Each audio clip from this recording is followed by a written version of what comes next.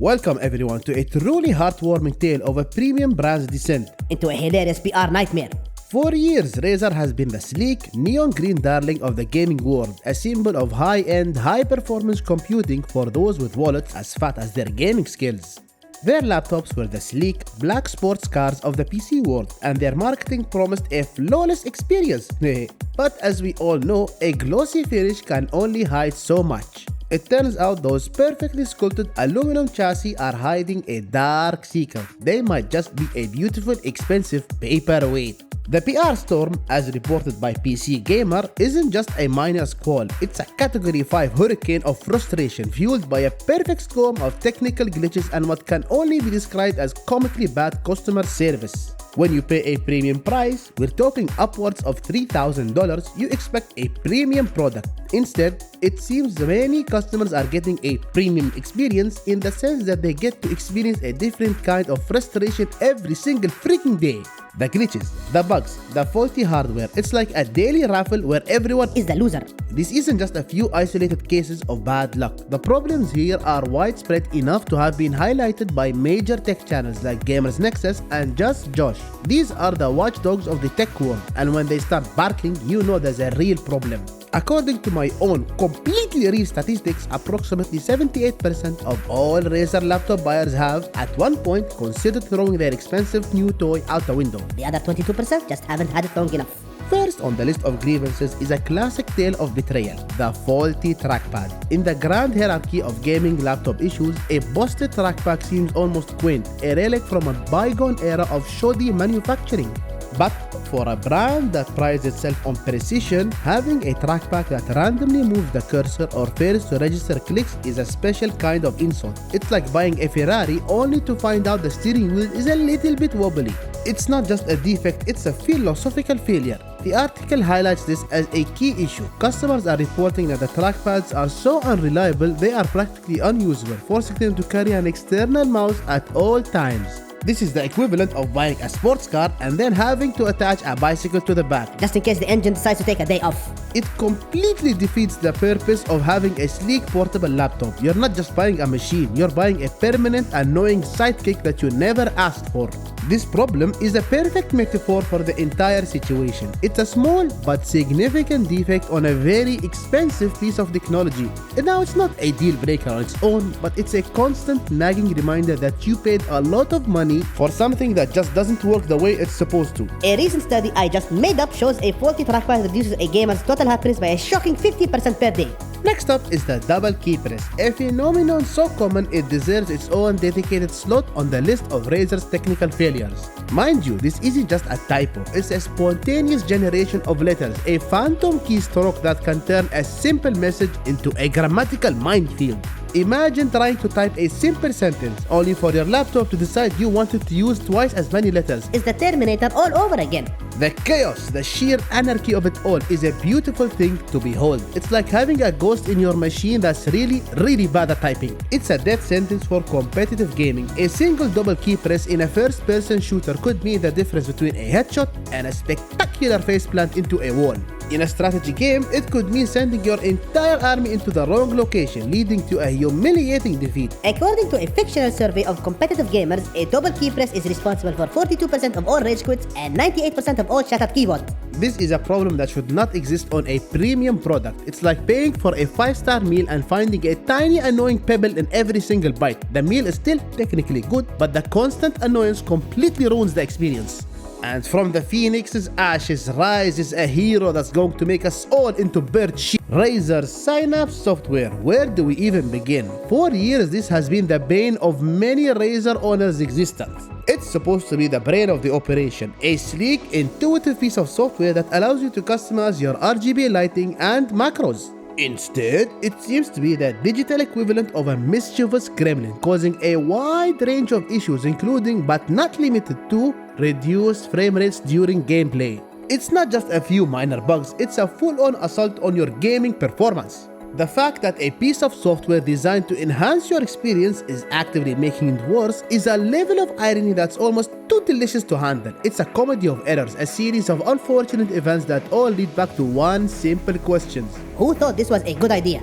According to a very reliable study conducted by my pet hamster, who has a PhD in computer science, Synapse is responsible for 63% of all unexplained performance drops in games. And 100% of all feelings of existential dread experienced by Razer laptop owners. The software is a perfect example of what happens when form is prioritized over function and a company forgets that the purpose of a program is to, work. Now, beyond the software, the laptops themselves are reportedly suffering from performance issues. We're not talking about a few frames here and there. We're talking about external displays dropping out and poor performance on battery power. This is a special kind of disappointment, the kind that hits you right in the wallet and the soul. You buy a powerful gaming laptop for its versatility, for the ability to game on the go and connect to a larger display.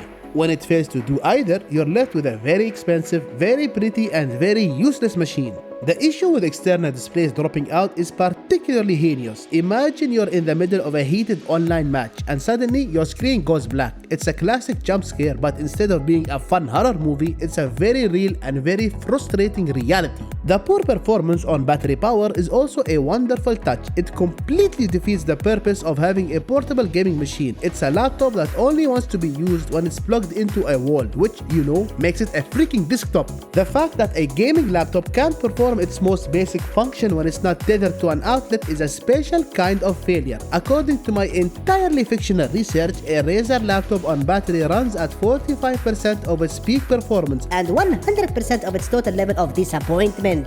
And now for the pièce de résistance, the customer support. The reports of poor customer support are so widespread and so universally negative that it's almost a work of freaking art.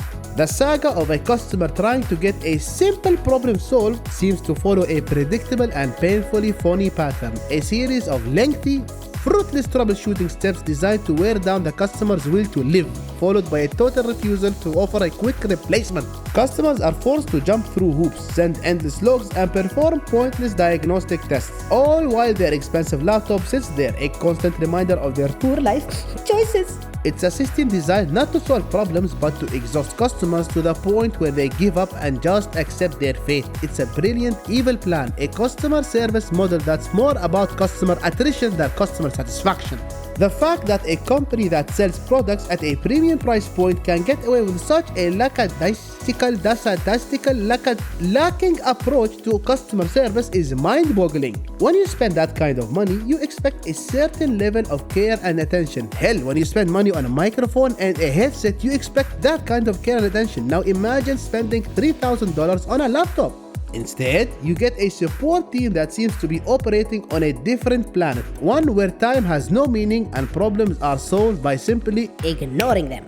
Razer's customer support has a 97% success rate in making customer give up and just buy a new laptop from a different brand. Honestly, this entire situation comes back to one simple, unavoidable fact: the premium price. Razer has positioned itself as a high-end brand, a company that sells the best of the best, and for a time they may have been. But when you charge a premium price, you are held to a premium standard.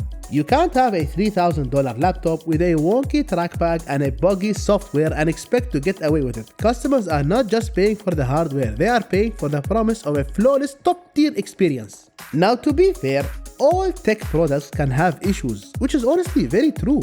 But for a company that charges a premium, the expectation is for swift and effective resolutions. When a $500 laptop has a problem, it's annoying. When a $3,000 laptop has a problem, it's an outrage. The level of frustration is directly proportional to the amount of money spent, and for many Razer owners, that frustration is through the roof.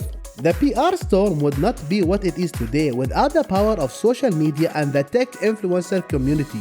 Gone are the days when a company could get away with bad products and even worse customer service. Now, a single video from a major channel like Gamers Nexus can expose a company's flaws to millions of people. It's a new era of transparency, one that companies like Razer are not clearly prepared for.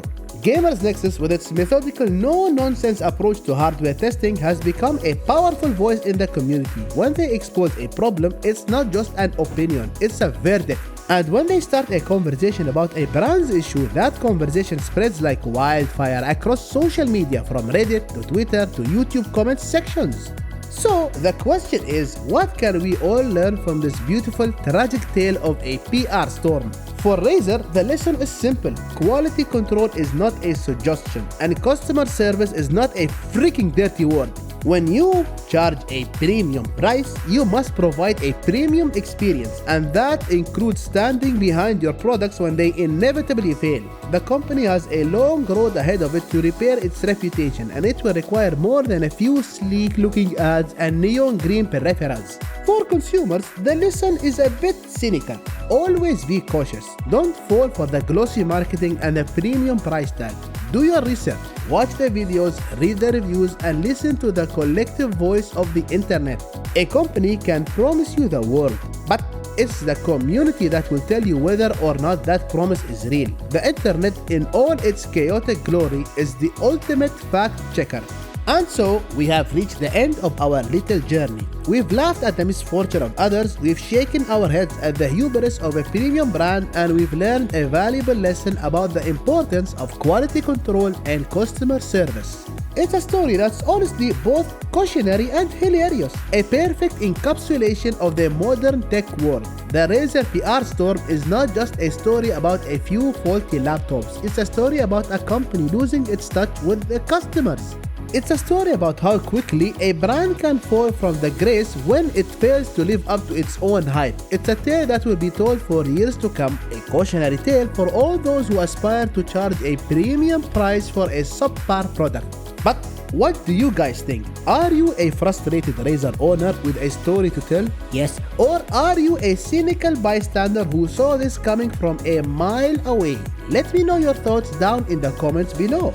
And guys, once again, thank you for watching. If you enjoyed the video, please be sure to hit that like button and subscribe for more content in the future.